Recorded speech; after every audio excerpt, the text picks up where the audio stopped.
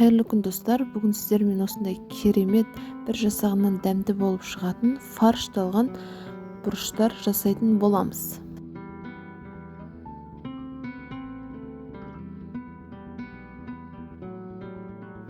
Ең алдымен қазанымызды отқа қойып, үстіне сұйық майымызды құямыз.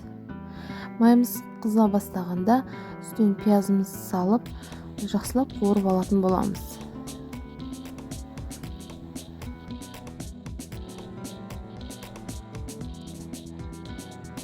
Қуырылып жатқан пиязымыздың үстінен бір ас қасық томат майы паста қосамыз. Пиязымыз жақсылап қуырып аламыз. Одан соң үстіне керекті мөлшерде суымызды құямыз.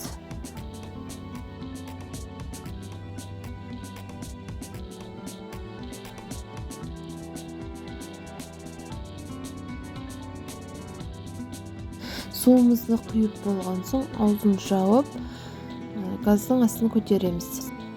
Енді кезекте салманы дайындау үшін бізге керекті фарш мен пиязды үккіштен өткізіп алдым.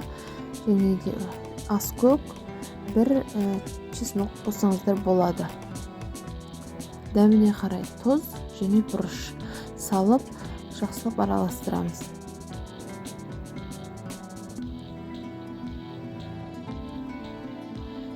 Енді үстіне жақсылап жуылған күрішімізді саламыз.